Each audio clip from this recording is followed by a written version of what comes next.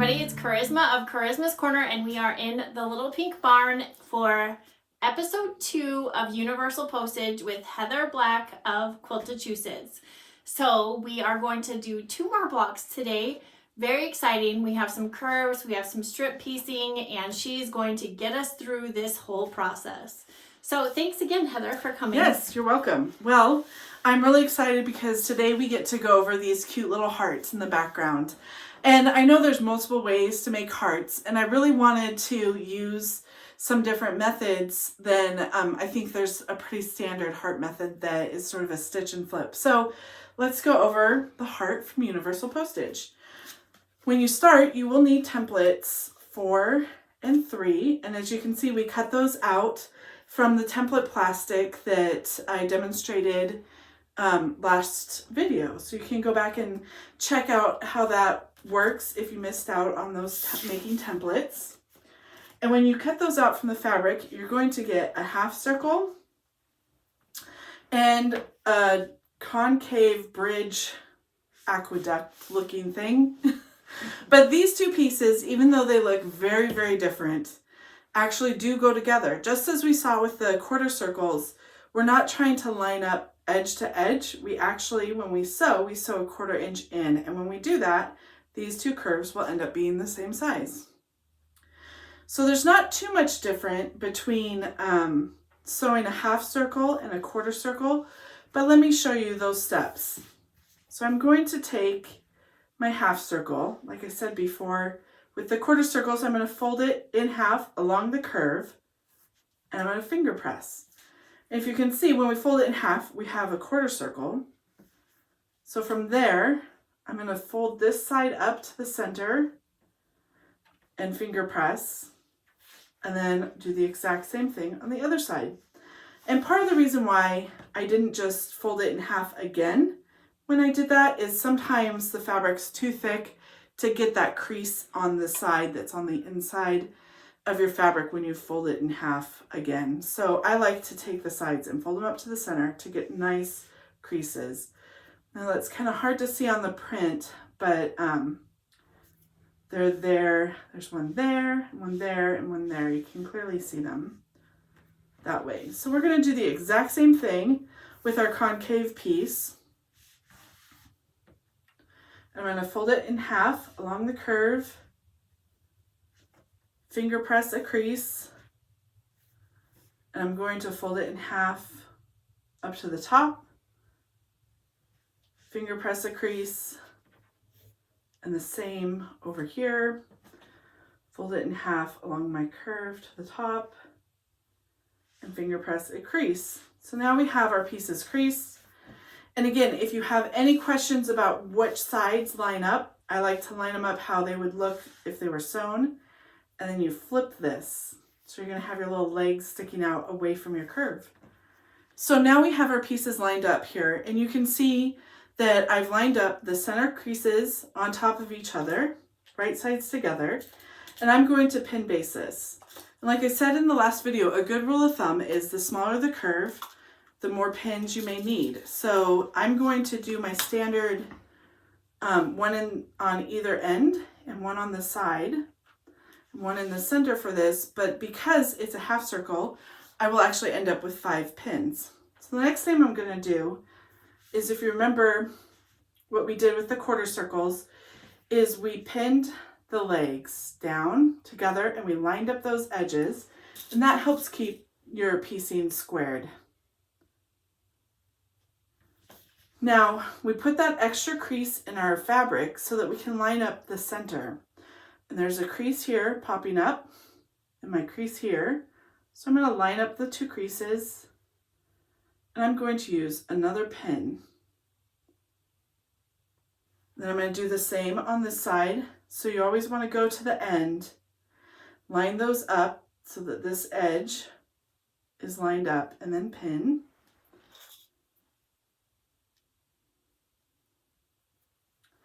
And then again, I have a crease here and a crease here, so I'm going to line those up and put in my last pin.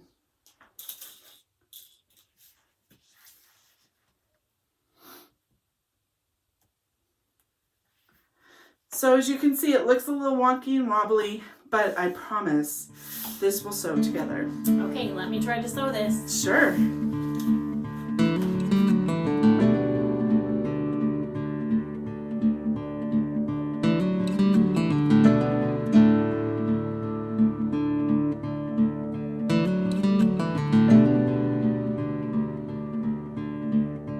Well, thank you for sewing that curve, Charisma.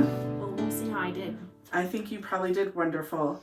So I talked about in the last video about pressing your seams open for larger curves, but this is what I would call a smaller curve. If you think about it as a quarter circle, that is pretty small compared to what we did on block A. So I'm just going to let this fabric fall where it wants to and have it press to one side. So you can see that's going to lay really nice, even though it's not pressed open on the back.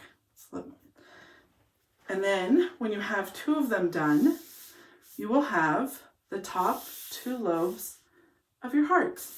We'll just press that one later. Yeah. So the next section of the heart is the center band. And what it has are half rectangles. When you cut these, you'll need one for each side. So you actually need, if you look at this blue heart, you're actually going to need this section right here, and that they are mirror images of each other. So the best way to do that is to have a piece of fabric folded in half, and then when you cut your template, if it's wrong sides together and you cut your template 5, you'll end up with a left side and a right side automatically. So that's how I would recommend cutting template 5, is with your fabric folded wrong sides together, and then you'll always have a left and right side. A good thing with using a template for half rectangles is they have little spots notched out, and these are good guides for how you set your triangles together. So if you just put them on top of each other, you'll see there's these flat portions. There's one there, and it's going to line up. And it tells you exactly where to line them up. I love that. Yes, and so that way, when you open it up, you'll get a rectangle. Sometimes, if you're cutting them without those notches and you don't offset your rectangles or triangles correctly, you'll end up with a rectangle that's askewed. So we'll give that a quick sew. Well, thank you for the half rectangle. As you can see, this ended up perfect. Thank you, Charisma. I'm going to give it a quick press.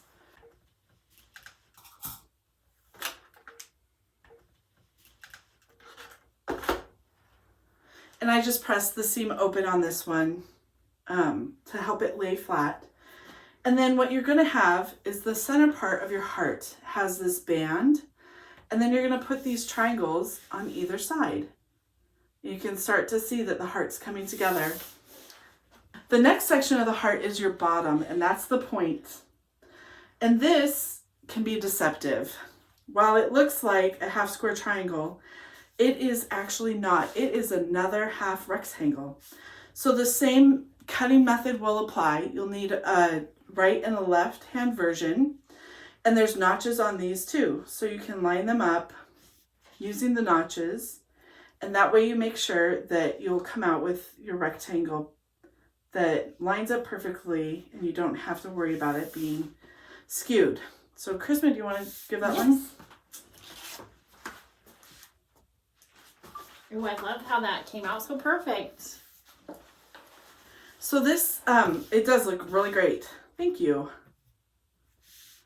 So now we can start seeing how the heart comes together. And you're going to have two of these. You also need a little extra on the edge. You can see once these are all sewn together, there'll be a sweet little heart there. And that is block B.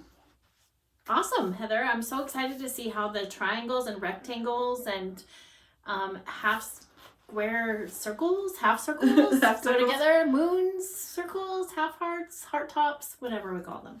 Well, so, I was just going to say that the main tip and trick to take away from this block is that wrong sides together cutting of your half rectangles, and you'll have no problem getting all the pieces you need for your block. All right, awesome. Thank you, Heather, so much.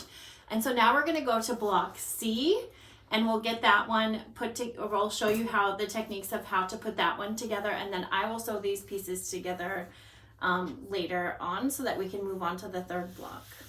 Okay, I'm really excited how these are turning out. And I want to go ahead and show you our last block, block C. And we're going to need templates 8 and template 7 for these. They look exactly the same. They're a difference in size of 1/2 inch. So one is going to cut your circle that you're going to fill in the outer circle with. Okay. And the first thing we need to do is make our inner circle. And we do that by piecing strips together. One of the tips that has really helped me with strip piecing is when you sew them, always have the same color on top. So Charisma, do you want to go ahead and sew this with the cream on top? Yes. Thank you for getting our strip sewn. And what I'm going to do now is I really like to press strips piecing open. It gives a nice flat appearance to your strip sets. And you don't end up with that shadowing, especially if you're doing a darker fabric with a lighter fabric. It probably wouldn't matter so much with the pink and cream, but if this was like you were doing blue or even the green in the blocks behind us, it's possible that if you press this to the cream, you may see the green coming through.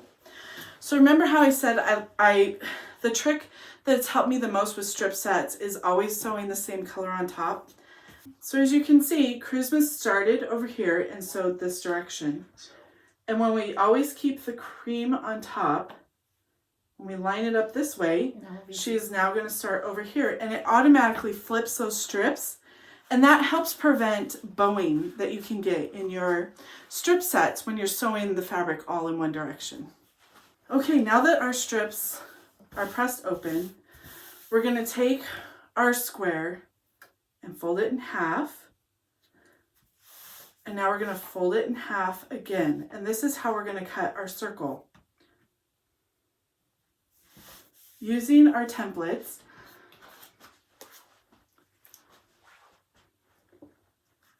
I'm going to lay this so that I'm cutting the free edges away. I don't want to lay it this way. I'll end up with 4 quarter circles, and we're trying to get a full circle. So I'm going to put the corner where it's all folded and line up the folded edges, and then I'm going to cut away the free edges.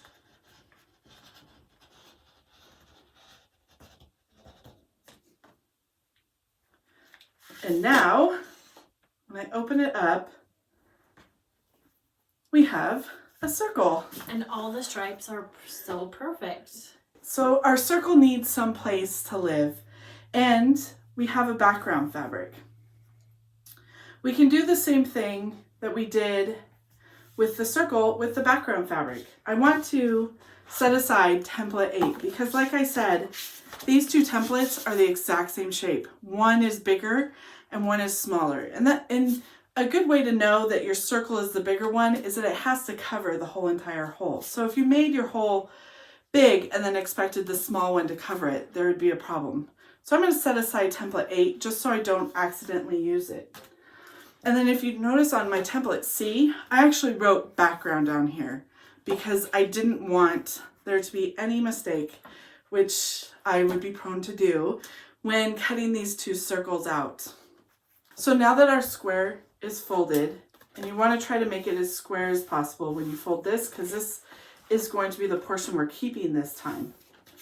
I'm going to lay my template 7 on my fabric, again lining up the straight edges with the sides that are folded, and I'm going to cut along that curve. And you can see again, I'm doing that same placement with my fingers, kind of evenly pressured across the template to keep it from moving in one direction or the other.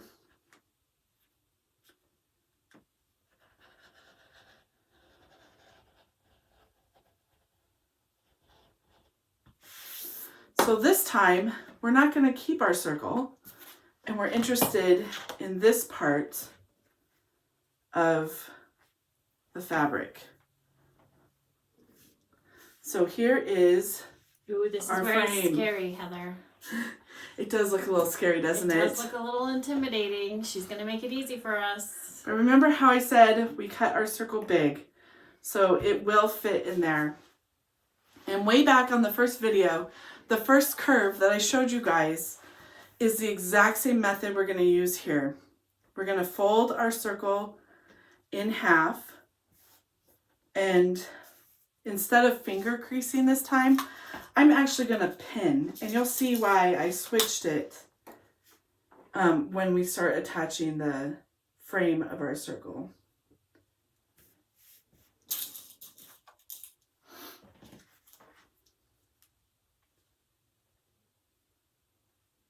I'm going to do the same. I'm going to open this up, fold it in half. I'm going to pin again at these folds.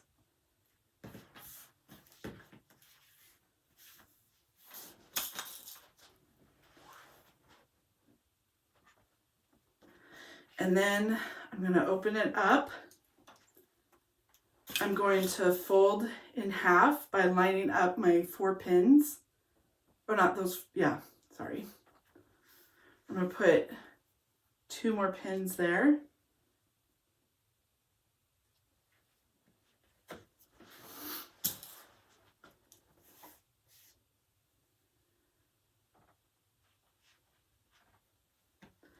And I'm going to open this up.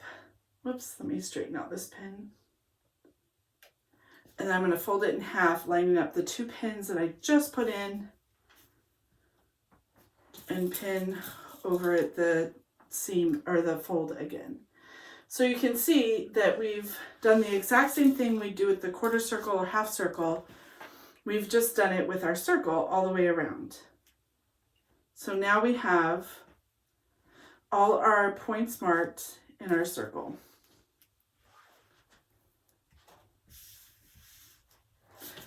And when I folded it in half, I made sure that my first time I folded it in half, I did it straight up so that I could get these lines horizontal. And then you'll match that up here. Let me straighten out this pin though. There we go. We're going to repeat that with our frame. So you're going to fold it in half and go ahead, and I just crease this one. It's a little easier because it's just single fabric and it's not pieced. And then the same thing, fold it in half again. Now we're lining up along the curve, so don't worry about what's happening out here as much. When you're folding it in half, you want to line up your curve. I'm using my creases. Go. And then I'm going to actually fold this in half here, but I'm going to use the iron really quick off to the side here to put this crease in just to make sure I get it well. And I'll do that to the other side too.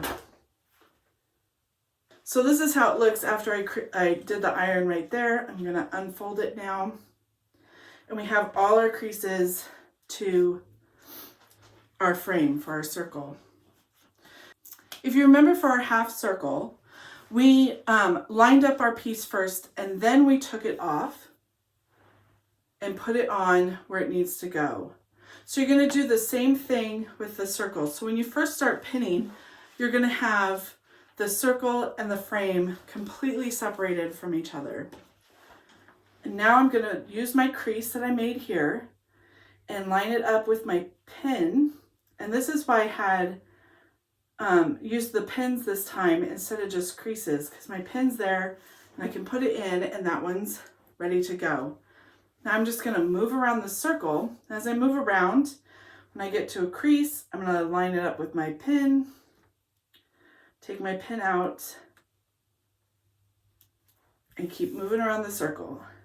Found my next crease, found my next pin, line them up. And you just continue doing this till you get all the way around. I have never pieced a whole circle like this. I'm learning a lot today.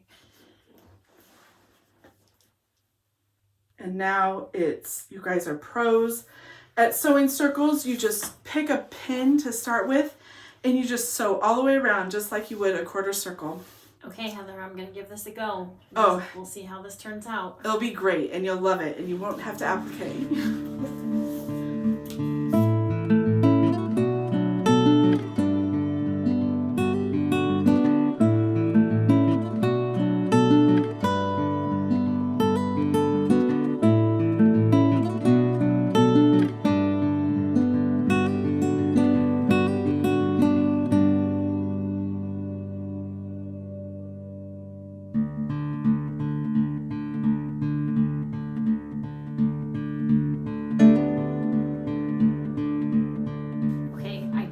Wow. I am amazed that I did that.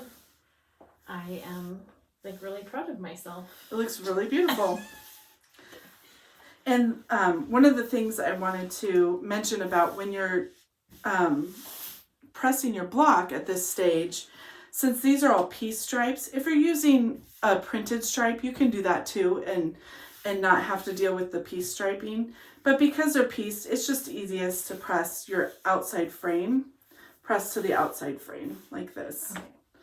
And then there is some trim room, so you can go ahead and square this block up to 14.5 inches unfinished so that it will be 14 inches finished. And so you have a little bit of wiggle room on this one to actually get it squared up in the end. But it's beautiful. That is really fabulous. I'm so glad because, that was my first time sewing that. Nice. You did a wonderful job. Thank you, Heather. Thank you for all of your tips today. I am so excited for Universal Postage. I think there's so much to learn. Even as designers, we learn from each other all of the time. And I am filled with all sorts of tips and tricks today for curves, sewing strips, and how to get a different shaped heart. We've all seen the stitch and flip method. I've certainly used them in my patterns and I love this new way of doing things and all of the different curves from a whole inset circle, the half circle, and kind of like the drunkard's path method that we learned in the last episode. So I just want to say thank you to Heather for joining me today in the Little Pink Barn, and we are anxiously waiting to see all of your Universal Postage quilts. Definitely. Thank Bye. you. Bye.